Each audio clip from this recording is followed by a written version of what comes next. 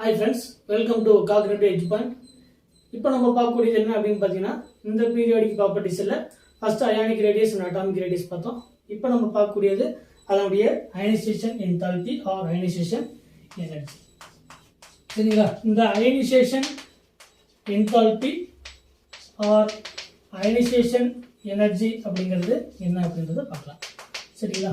Ionisation energy or ionization enthalpy. சரிங்களா? இதுக்கு என்னன்னா இதனுடைய டெஃபினேஷன் பாருங்க. ஒரு நியூக்ளியஸ் இருக்கு. இந்த நியூக்ளியஸுக்கும் அந்த அவுட்டர் மோஸ்ட் ஆர்பிட்டல் இருக்கக்கூடிய எலக்ட்ரானுக்கு இருக்கக்கூடிய அந்த எலக்ட்ரோஸ்டாட்டிக் ஃபோர்ஸ் ஆஃப் அட்ராக்ஷன் கண்டிப்பாக இருக்கும். அப்போ அந்த எலக்ட்ரோஸ்டாட்டிக் ஃபோர்ஸ் ஆஃப் அட்ராக்ஷன் அப்படிங்கிறது நார்மலாக ஒரு நியூக்ளியஸுக்கும் அந்த அவுட்டர் மோஸ்ட் ஆர்பிட்டல் இருக்கக்கூடிய எலக்ட்ரானுக்கு இருக்கக்கூடியது. நியூக்ளியஸுக்கும் அந்த அவுட்டர் மோஸ்ட் ஆர்பிட்டல் இருக்கக்கூடிய டிஸ்டன்ஸ் தான் நம்ம அயானிக் ரேடியஸ் அட்டாமிக் ரேடியஸ்னு பார்த்தோம். சரிங்களா? அயனைசேஷன் என்தால்பி அப்படிங்கிறது என்னன்னா to remove of one electron, to remove of the energy required to remove of one electron from the outermost orbital in a gaseous state atom. சரிங்களா? ஒரு gaseous state atomல இருந்து ஒரு outermost orbitalல ஒரு எலக்ட்ரானை ரிமூவ் பண்றதுக்கு எவ்வளவு எனர்ஜி நமக்கு தேவைப்படுது? இந்த நியூக்ளியஸ்க்கு இந்த ஆர்பிட்டாலுக்கு இருக்கக்கூடிய ஒரு எலக்ட்ரானை ரிமூவ் பண்றதுக்கு எவ்வளவு எனர்ஜி தேவைப்படுது? This is called the ionization energy or ionization enthalpy. சரிங்களா? the energy required to remove of one electron from the outermost gaseous atom. அப்போ இந்த ஒரு ஆட்டத்தை ரிமூவ் பண்றதுக்கு எவ்வளவு எனர்ஜி தேவைப்படுது? this is called the ionization energy or ionization enthalpy. சரிங்களா? அப்போ ஆல்ரெடி நமக்கு தெரியும் டெல்டா H வந்து positive or negative. Delta H positive அப்படிங்கிறது endothermic reaction, delta H negative அப்படிங்கிறது எக்ஸோதெர்மிக் ரியாக்ஷன். எண்டோதெர்மிக் ரியாக்ஷன் அப்படிங்கிறது எனர்ஜியை அப்சர்வ் பண்ணக்கூடியது, எக்ஸோதெர்மிக் ரியாக்ஷன் அப்படிங்கிறது எனர்ஜி ரிலீஸ் பண்ணக்கூடியது. ஸோ இந்த எலக்ட்ரானை ரிமூவ் பண்றதுக்கு சம் அமௌண்ட் ஆஃப் எனர்ஜி நம்ம கொடுக்குறோம். ஸோ திஸ் இங்க வந்து என்ன எனர்ஜி அப்சர்வ் பண்ணுது. ஸோ எனர்ஜி அப்சர்வ் பண்றதுனால இந்த அயனைசேஷன் என்தால்பி ஆல்வேஸ் என்னது எண்டோதெர்மிக் ரியாக்ஷன்.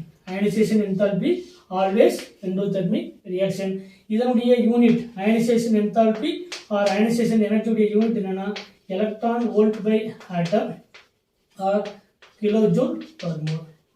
சரிங்களா? இதனுடைய யூனிட் என்னன்னா electron volt per atom or kilojoule per mole. The energy required to remove of one electron from the outermost cell in a gaseous atom. This is called the ionization energy or ionization enthalpy. Ionization energy always endothermic reaction.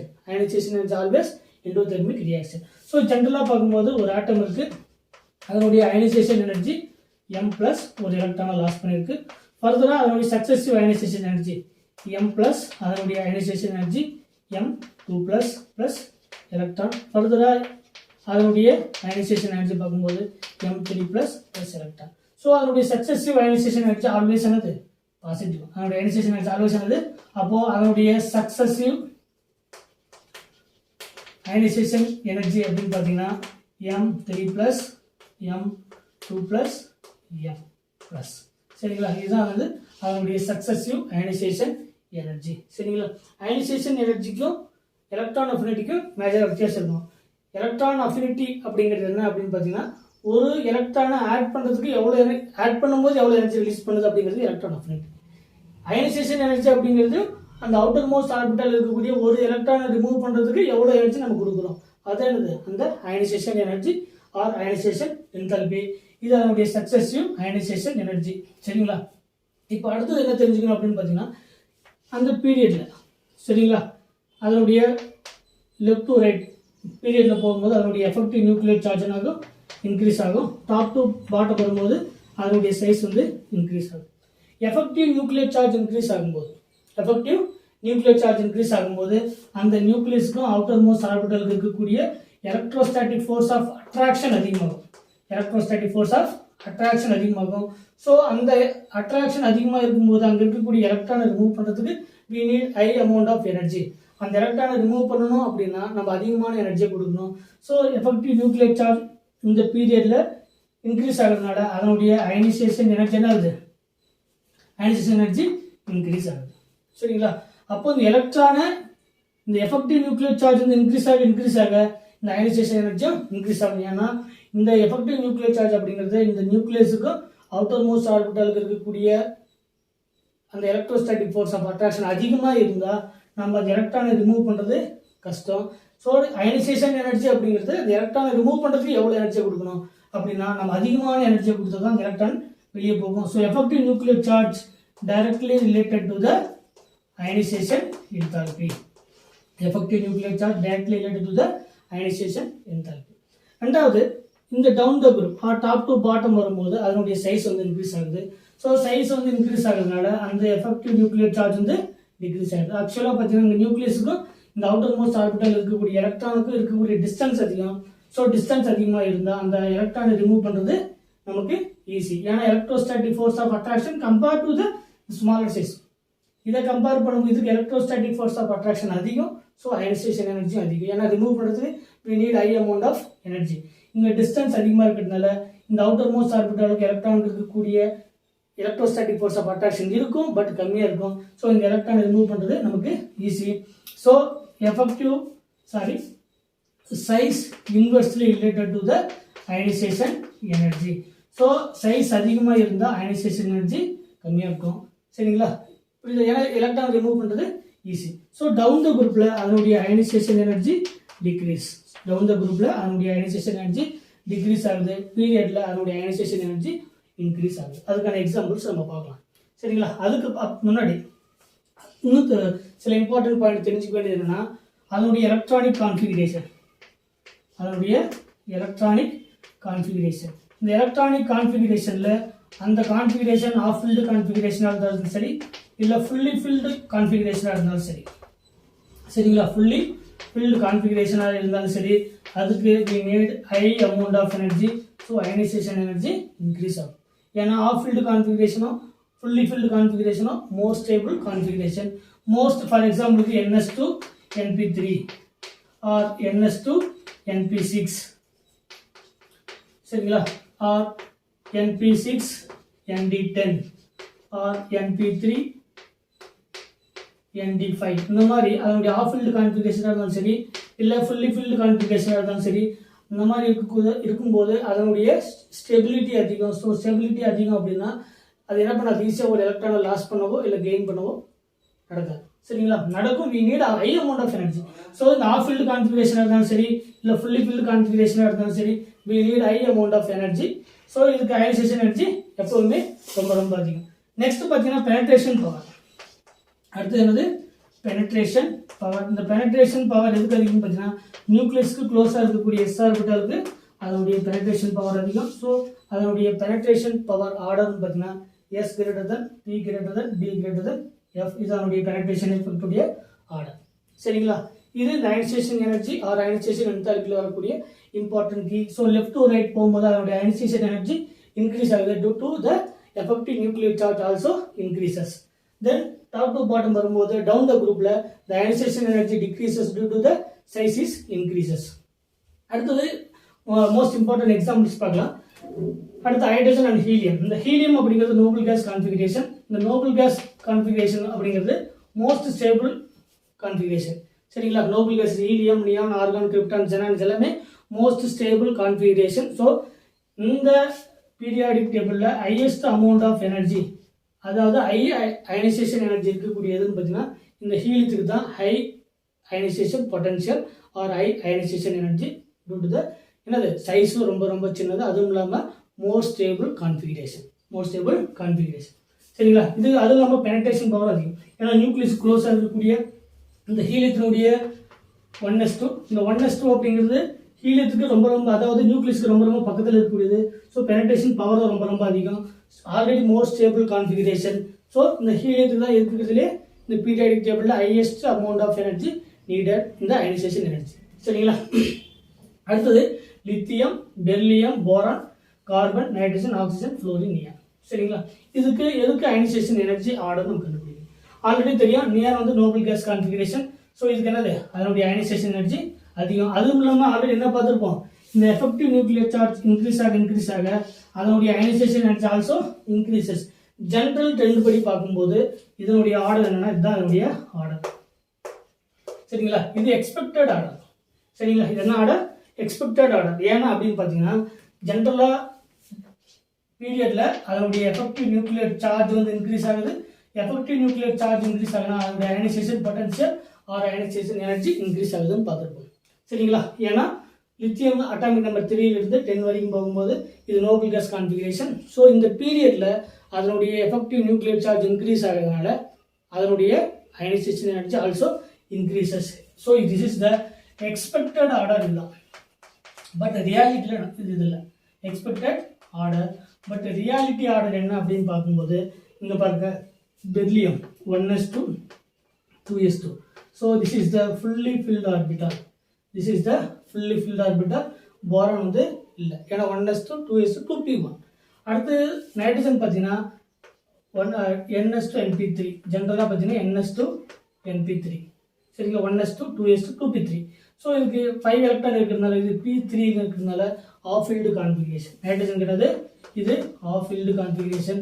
So இதனுடைய ionisation energy அதிகம். So fully field ஆர்பிட்டாலாக இருந்தாலும் சரி இல்லை of field ஆர்பிட்டாலாக இருந்தாலும் சரி அதனுடைய ionisation energy அதிகம். So இது எக்ஸ்பெக்டட் ஆர்டர். ஒரிஜினல் ஆர்டர் என்னன்னு பார்த்தீங்கன்னா இந்த பெர்லியம் இதுக்கு முன்னாடியும் போரான், பெர்லியம் வந்து அடுத்த பிளேஸ். ஏன்னா போரானை கம்பேர் பண்ணும்போது பெர்லியத்துக்கு அதனுடைய அயனைசேஷன் எனர்ஜி அதிகம் due to the more stable fully filled configuration.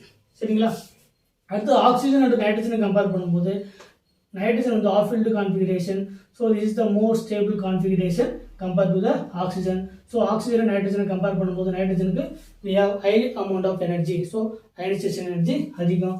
So அதனுடைய எக்ஸ்பெக்டட் ஆர்டர் வேற. ட்ரூ ஆர்டர் என்னன்னு பார்த்தீங்கன்னா லித்தியம், அதுக்கப்புறம் போரான், நெக்ஸ்ட் வந்து beryllium, carbon, oxygen, nitrogen, fluorine and neon. இதுதான் வந்து கரெக்ட் ஆர்டர். சரிங்களா. Correct order of ionisation energy or ionisation potential. சரிங்களா. அடுத்தது சோடியம், மெக்னீசியம், அலுமினியத்திலிருந்து ஆர்கான் வரைக்கும் இதுலேயும் அதே சேம் கான்செப்ட் தான். இங்கே மெக்னீசியம் அப்படிங்கிறது ஃபுல்லி ஃபில்ட் ஆர்பிட்டால் 2 கான்ஃபிகரேஷன் வரக்கூடியது. சரிங்களா. 282. அதே மாதிரி அலுமினியம் வரக்கூடிய 13 வரக்கூடியது. இதை கம்பேர் பண்ணும்போது இதுக்கு அதனுடைய ஃபுல்லி ஃபில்ட் ஆர்பிட்டால் இருக்கக்கூடியது, இதுக்கு அயனைசேஷன் எனர்ஜி அதிகம். நீங்கள் ஜென்ரலாக நைட்ரஜன் இது பார்த்தீங்கன்னா இதுக்கு அதிகம்னு சொல்லிட்டு வரணும். ஸோ எக்ஸ்பெக்டட் ஆர்டர் வேறு, ஒரிஜினாலிட்டி ஆர்டர் வேறு. அதே மாதிரி பாஸ்பரஸ் அண்ட் சல்ஃபருக்கு பாஸ்பரஸ் வந்து அதனுடைய ஆஃப் ஃபீல்டு கான்ஃபிகரேஷன், சல்ஃபர் வந்து அதை கம்பேர் பண்ணும்போது இதுக்கு அதிகமான அயனைசேஷன் பொட்டன்சியல். ஸோ எதிர்பார்க்கக்கூடிய ஆர்டர் வேறு, அதனுடைய ஒரிஜினாலிட்டி ஆர்டர் வந்து வேறு.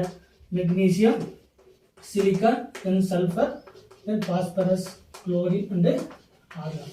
சரிங்களா. நீங்கள் ஜென்ரலாக போட்டிங்கன்னா இதுதான் வந்து ஜென்ரல் ஆர்டர். ஜென்ரல் ஆர்டர் அப்படிங்கிறது எக்ஸ்பெக்டட் ஆர்டர்.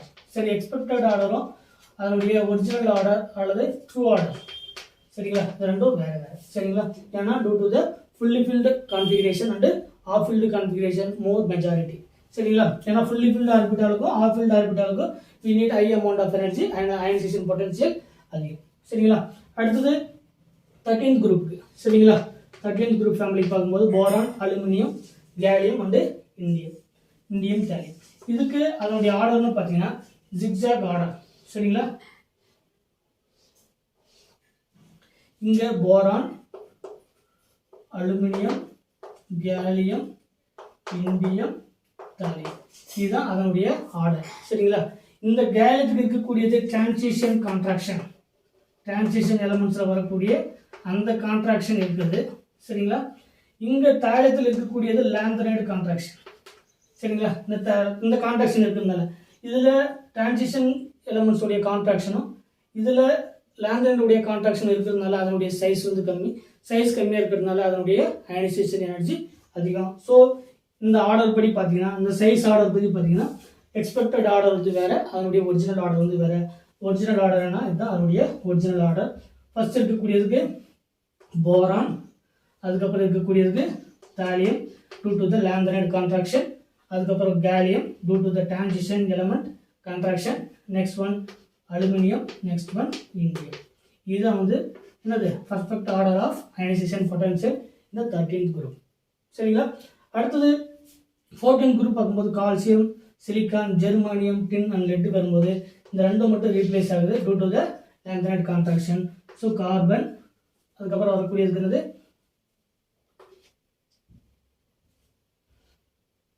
இது வந்து சாரி